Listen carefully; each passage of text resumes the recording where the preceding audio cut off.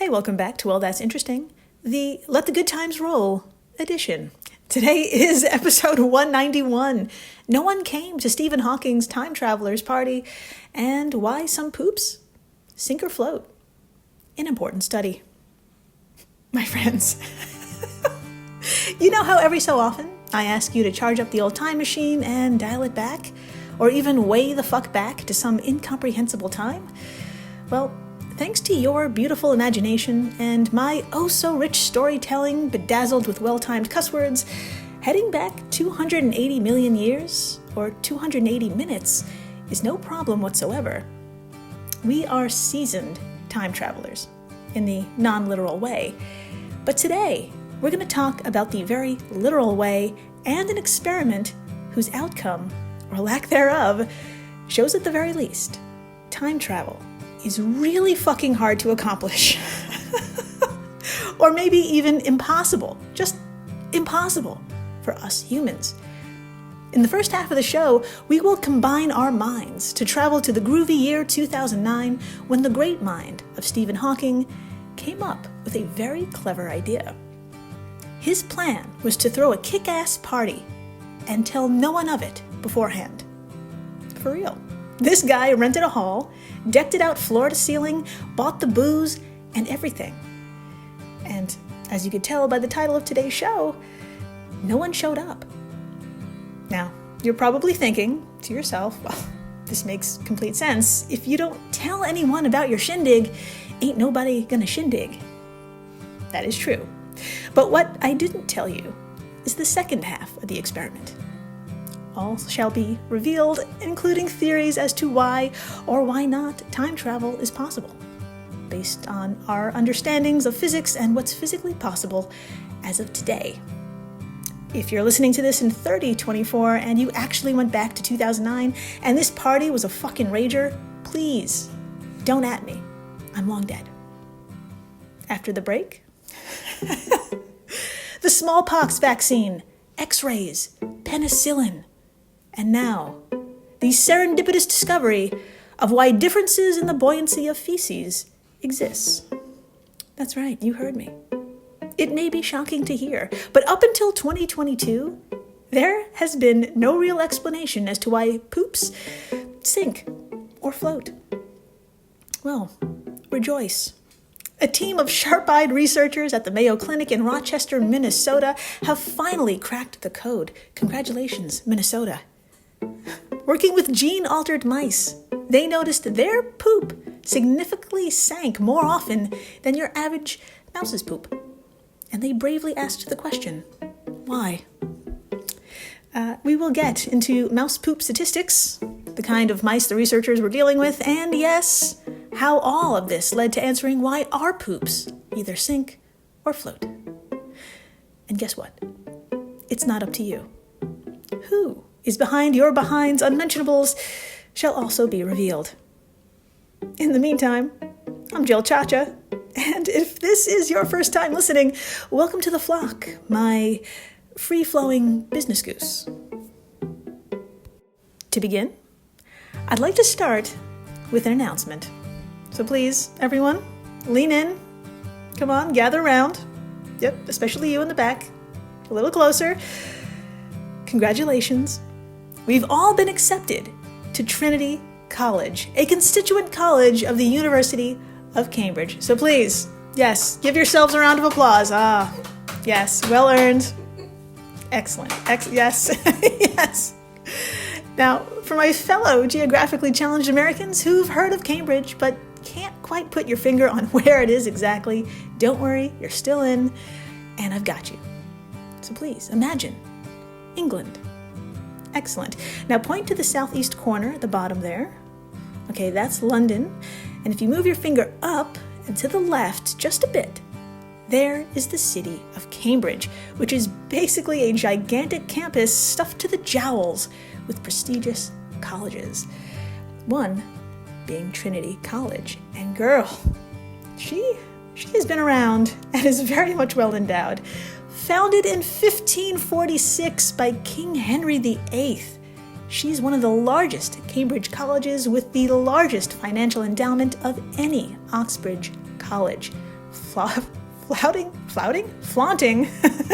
maybe flaunting too, flaunting a purse of over 2 billion Great British pounds. Now, show your Business Goose card at the door because that's going to give you a free ride. For others who are attending, especially from outside the UK, you're not going to see any of that money. And it's going to cost you at least $20,000 a semester. At least. I assume most of that cost goes to lawn care, because if you take a gander at just one photo of the place, just one, Trinity College out Hogwarts the fuck out of Eddie's set from Harry Potter. Please, head on over to our social media stuffs and tap on today's post. There you shall behold the manicured precision of a single entrance to a building that looks as though we've just been magically transported to the 16th century. And from what we're about to dive into, it looks as though, right now, walking through the halls of a centuries-old building is the closest we will get to actually time traveling. Let's get into it. My friends, please join me, will you, in a gold ballroom within Trinity College's walls. We're surrounded by cherubs and multicolored balloons. There are Roman columns and trays of hors d'oeuvres. There's even an entire full-length dining table dedicated solely to flutes of Krug champagne.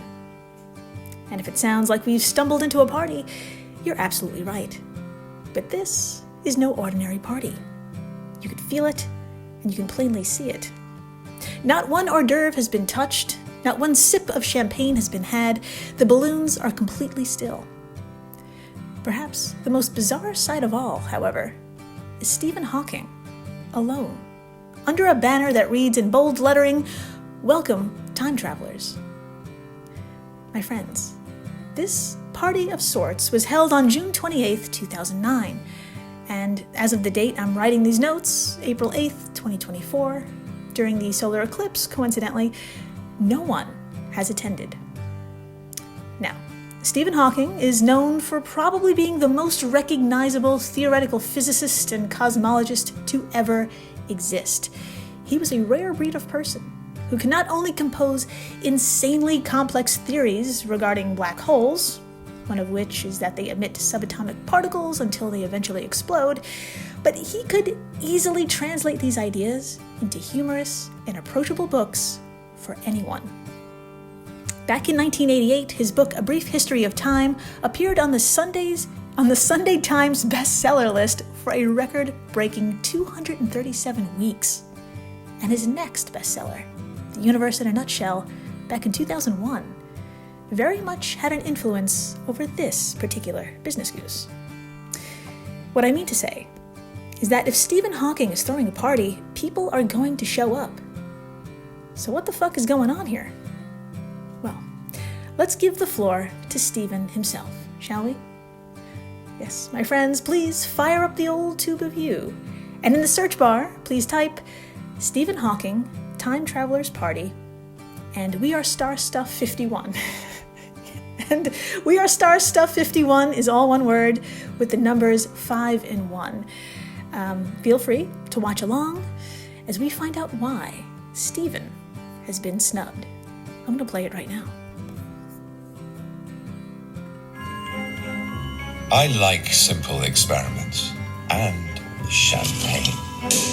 So I've combined two of my favorite things to see if time travel from the future to the past is possible. I'm throwing a party. A welcome reception for future time travelers.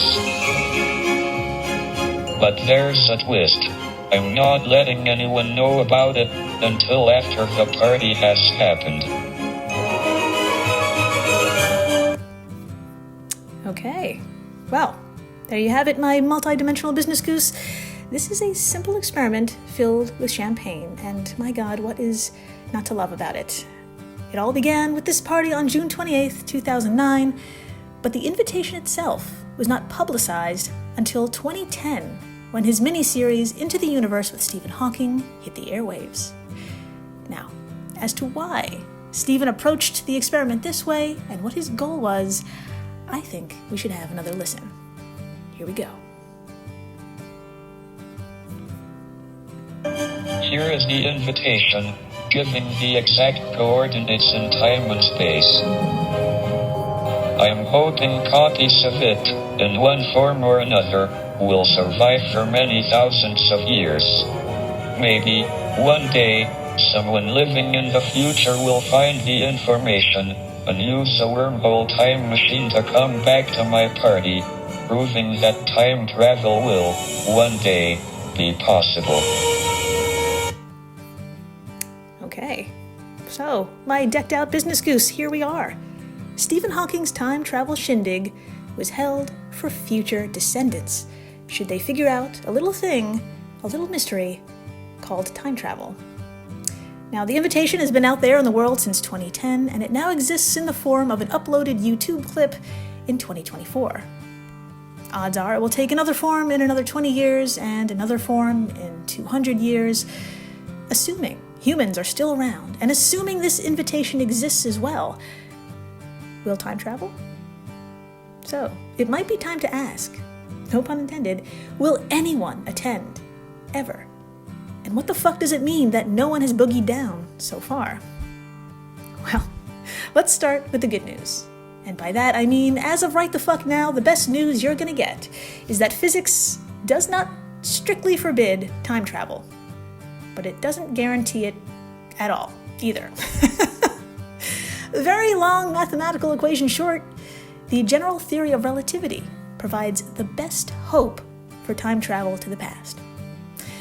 No big deal, but this little fucker provides our modern understanding of gravity, which is basically the curving of space and time. And this curving happens in response to the presence of extraordinary matter and energy, something incomprehensibly big. And the curve this object or objects creates dictates the motion of matter around it. So, technically, thanks to the general theory of relativity, all you need to do to successfully time travel is find yourself the right curvature of space-time where you're traveling forwards but end up in your own past. Easy peasy. At this point, you may be asking, so what the fuck should we be looking for? What kind of curvatures of space-time theoretically exist? Well, I'm so glad you asked. Now, if you've seen one of those many Marvel movies, or just about any sci-fi show, you've probably seen these famous examples. Quote, one scenario is an infinitely long cylinder, which rotates fast enough to allow you to travel a corkscrew path around it and end up in the past.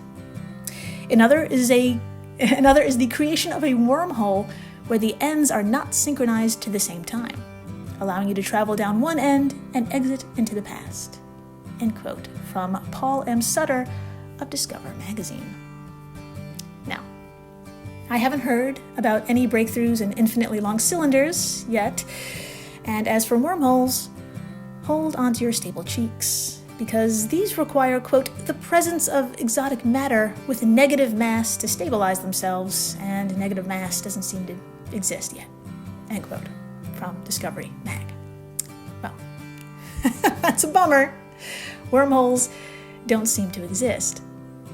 But even if we humans in the far, far, far future are alive and well and have eaten the rich and allocated their resources to spending our time creating wormholes rather than trying to find them in the haystack of the universe, we still have ourselves another wee problem. In an interview with Ars Technica back in 2012, Hawking mentioned, quote, Einstein's general theory of relativity seems to offer the possibility that we could warp space-time so much so that we could travel back in time. However, it is likely that warping would trigger a bolt of radiation that would destroy the spaceship, and maybe space-time itself. End quote. So, creating some kind of portal is a bit of a risk, one may say, and a nearly impossible puzzle. Nearly. Believe it or not, blowing yourself up and just about everything else with it necessarily isn't a dead end. this is one outcome we get with the theories and the maths that we have as of today. As so wonderfully stated by Paul Sutter, Hawking, like many other physicists, believed that a resolution to the dilemma would come in the form of an advanced theory of gravity, one we currently do not know yet. So, with that said, and still no confirmed attendees to the time travelers extravaganza, what does it all mean? Well, I've got you. Here are 4 possibilities that I found and could wrap my head around without becoming a twitching puddle of confusion. Here we go. Number 1. Straight up, time travel into the past is not allowed. Put a nail in it, it's over. Your great-great-great-great-great-grand whatever had a eureka moment and is the first human to mathematically prove time travel just can't happen. We all accept it and go home. I'm glad it's over with. 2. Time travel is totally a thing, but Hawking's invitation is simply lost. We learn about this kind of phenomenon on the show over and over. For example, we can only speculate what the dashes and etchings of 8,000, 10,000, 30,000-year-old cave art around the world can mean. And one can only imagine all that's been physically destroyed or never to be found. Cultures and languages are lost, ironically, to time for one reason or another. Even the words of Stephen Hawking are not immune. Number 3. Time travel is totally a thing, but we never figure it out. Maybe we destroy ourselves before transcending into a deeper understanding of the universe, and I can see you nodding. Or maybe we do transcend into a deeper understanding of the universe and no longer see a need for time travel. Okay, you stop nodding. Okay, how about this? Maybe the human mind can only clickety-clack so far, and we never have that eureka moment. Alas, I can see you nodding there too. Okay, finally, number 4. Well, time travel is totally a thing, but it's oh so complicated. For example, it's too resource-consuming to build a safe spacecraft and send people, so the best and only thing we can do is send signals. I mean, look at space travel right now. Humans haven't made it past the moon, and we shoot radio signals and lasers into the great unknown daily. Space travel is not exactly a walk in the park. We can do it, but there are rules, and many a devastating consequence with the slightest error. So, there you have it. And if, by some chance, podcasts and American English are still a thing after the year 2024, I'm going to do my part, my responsibility, and extend Hawking's invitation. You can find him and champagne on June 28th, 2009 at the space-time coordinates 52 degrees, 12 minutes, and 21 seconds north, 0 degrees, 7 minutes, 4.7 seconds east. Don't fuck it up. You'll end up like in the ocean or floating out in space if you do. After the break, speaking of floating, poop. Why? Yes, we are pivoting to something a little lighter. We may not have grasped time travel. I've barely learned how to read. I don't know what's going on with my mouth this episode. But we humans have finally found out why some poops float or sink. What a time to be alive. Stay tuned. When Johann Rall received the letter on Christmas Day 1776, he put it away to read later. Maybe he thought it was a season's greeting and wanted to save it for the fireside. But what it actually was a warning, delivered to the Hessian colonel, letting him know that General George Washington was crossing the Delaware and would soon attack his forces. The next day, when Rall lost the Battle of Trenton and died from 2 colonial Boxing Day musket balls, the letter was found, unopened, in his vest pocket. As someone with 15,000 unread emails in his inbox, I feel like there's a lesson there. Oh well, this is The Constant, a history of getting things wrong. I'm Mark Chrysler. Every episode, we look at the bad ideas, mistakes, and accidents that misshaped our world. Find us at constantpodcast.com or wherever you get your podcasts.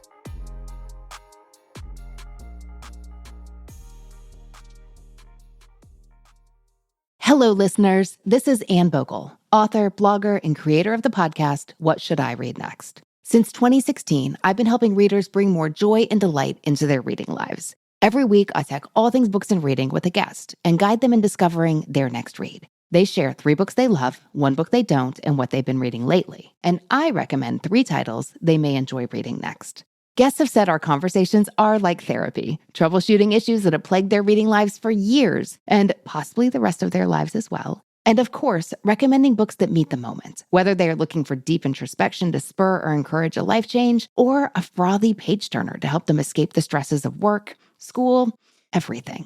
You'll learn something about yourself as a reader, and you'll definitely walk away confident to choose your next read with a whole list of new books and authors to try. So join us each Tuesday for What Should I Read Next? Subscribe now wherever you're listening to this podcast, and visit our website, whatshouldireadnextpodcast.com, to find out more. And we're back. We are so back. And my friends, I'm going to ask you to power up our fully functional, well-crafted, precise, and completely safe time machine and dial it way the fuck back to a new dawn. I'm talking about 1972. And we just plopped ourselves in the middle of the gastroenterologist department at the University of Minnesota hospitals.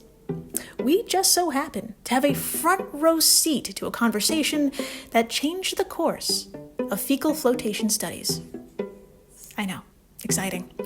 My friends, on one fine day, gastroenterologist Michael Levitt was chatting with his student William Duane regarding what most colleagues talk about at the water cooler: the average percentage of poops that either float or sink. At some point, Michael dropped this banger of a fact. Turns out, about 10 to 15% of people consistently drop their own bangers that float in toilet water, aka floaters, while the rest of us typically produce poops that sink to the bottom, aka sinkers. And yes, by the way, these are terms used in studies, including the ones we're about to dive into. Anyway, after revealing a minority of folks produce floaters, William proudly stepped in and threw his own personal fun fact into the ring. He said, get this, my poops always float, not to brag. Well, my equally impressive business goose, this discussion is what kicked off an official study determined to figure out what's behind sinkers and floaters. Now, for context, at the time, it was believed the fat content of a poop was the cause. But believe it or not, this explanation was more like gastroenterology gossip, as there were no numbers to back it up. Michael and William felt it was time to sort this shit out. Quote, about 2 hours after our discussion, William passed a stool. We put it in a flask, pressurized the flask, and watched the stool sink, demonstrating the stool floated because of its gas content, end quote, said Michael Levitt to the New England Journal of Medicine.